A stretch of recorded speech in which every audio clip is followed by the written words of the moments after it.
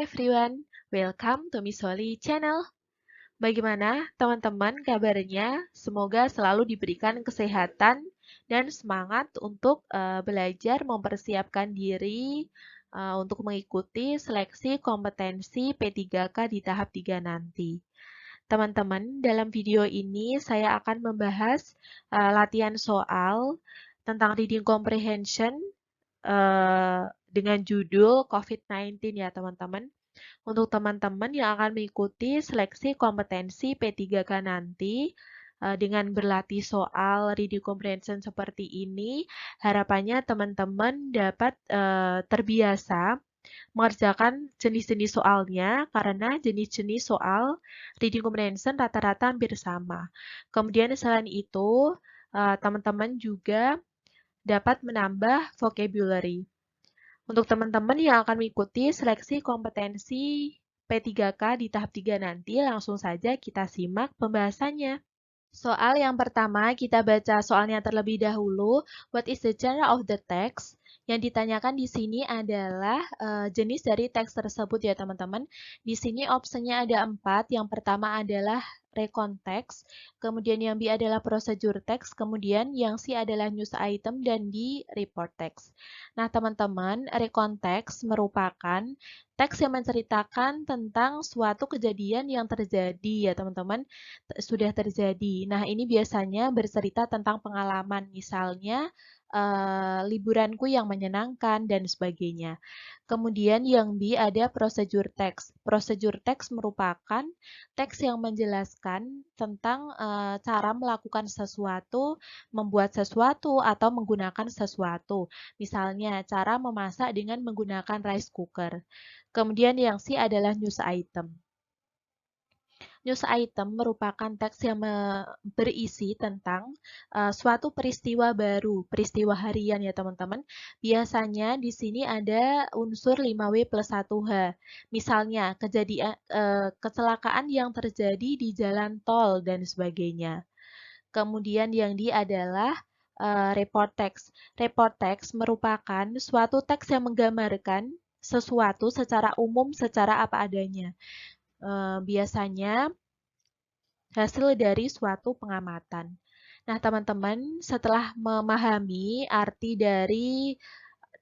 dan fungsi dari masing-masing teks yang ada di option nomor 1 ini, kita baca teksnya terlebih dahulu. Di sini ada Coronavirus disease 2019, or we call COVID-19, is a contagious disease caused by severe acute respiratory syndrome coronavirus 2. The first known case was identified in Wuhan, China in December 2019. The disease has since spread worldwide, leading to an ongoing pandemic. Nah, teman-teman, di sini paragraf yang pertama menjelaskan tentang pernyataan umum atau pengertian dari apa itu corona, kemudian dijelaskan corona pertama itu ada di Cina pada tahun 2019 dan sebagainya. Nah, di sini ini merupakan general statement ya teman-teman. Kemudian coba kita baca untuk teks yang kedua, untuk paragraf yang kedua. Symptoms of COVID-19 are variable, but often include fever, cough, headache, fatigue, breathing difficulties, loss of smell, and loss of taste. Nah, di sini dijelaskan gejala-gejala yang ada ketika seseorang terkena paparan COVID-19 ya teman-teman. Nah, di sini dijelaskan fakta-faktanya. Kemudian yang paragraf yang ketiga kita lihat terlebih dahulu. Di sini ada COVID-19 transmits when people breathe in air contaminated by bla bla bla. Nah, di sini jelaskan bahwa corona dapat menyebar kepada seseorang ketika bla bla bla ya teman-teman. Nah, di sini kita bisa menarik kesimpulan bahwa paragraf pertama merupakan general statement, terus yang kedua ada fakta-faktanya, yang ketiga juga, dan keempat juga ya teman-teman. Nah, Berarti teks ini sesuai generic structure-nya merupakan text report ya teman-teman. Berarti jawaban yang paling tepat adalah yang di soal yang kedua masih dengan teks yang sama ya teman-teman. What is the social function of the text? Apa fungsi sosial dari teks tersebut? Nah teman-teman tadi di soal nomor 1 kita sudah membaca teksnya ya teman-teman. Di situ tentang factual report text. Tentang report text tepatnya adalah factual report text. Nah teman-teman untuk report text kita sama-sama tahu bahwa fungsinya adalah untuk menggambarkan suatu objek secara apa adanya ya teman-teman. Menggambarkan objek secara umum, secara apa adanya. Nah, kita tandai terlebih dahulu kata kuncinya di sini yang option A adalah to tell the readers. Kemudian yang B adalah to describe the readers about COVID-19. Kemudian yang C adalah to amuse. Nah, untuk to amuse ini jelas-jelas salah ya teman-teman. Di situ bukan untuk menghibur pembaca. Biasanya yang berguna untuk menghibur pembaca itu adalah naratif teks. Ini saya tandai terlebih dahulu bahwa option yang C salah. Kemudian yang selanjutnya yang dia adalah to explain the readers about COVID-19. To explain ini juga salah ya teman-teman. Biasanya ini digunakan untuk prosedur teks. Nah, teman-teman, di situ ada to tell, kemudian to describe.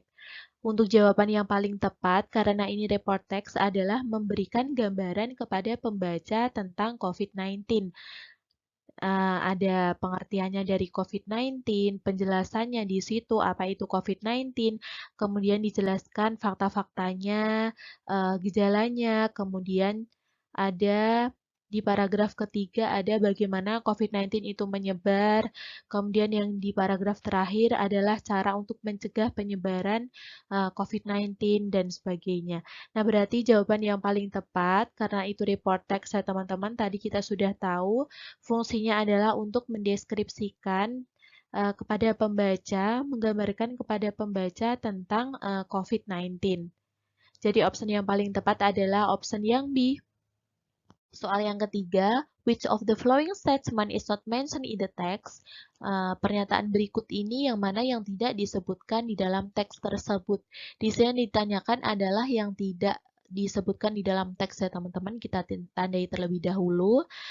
Teman-teman, untuk jenis soal yang seperti ini maka kita harus mencocokkan antara pernyataan yang ada di option dan juga teksnya. Langsung saja untuk option yang A kita baca terlebih dahulu.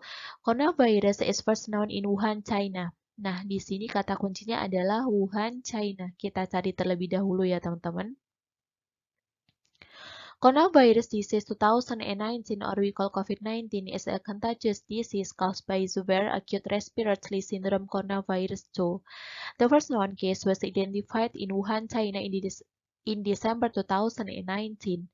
Nah, teman-teman, di sini kita sudah ketemu yang ditanyakan yaitu Wuhan, China, pernyataannya. Berarti COVID-19 itu memang pertama diidentifikasi di Wuhan, China.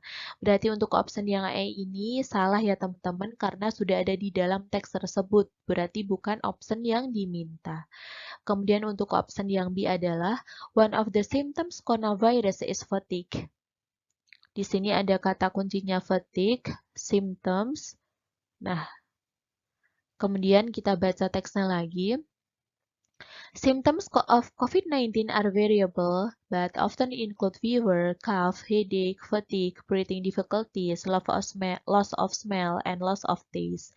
Nah, di sini udah ada kata fatigue, berarti ini juga termasuk gejala COVID-19 ya teman-teman. Berarti untuk option yang B ini juga salah karena sudah ada di dalam teks tersebut. Kemudian untuk option yang C adalah young people are at a higher risk of developing severe symptoms. Nah, di sini ada kata younger people, kemudian ini kecoret, saya hapus terlebih dahulu ya teman-teman. Saya tandai bahwa di sini adalah younger people are at a higher risk. Di sini ya teman-teman.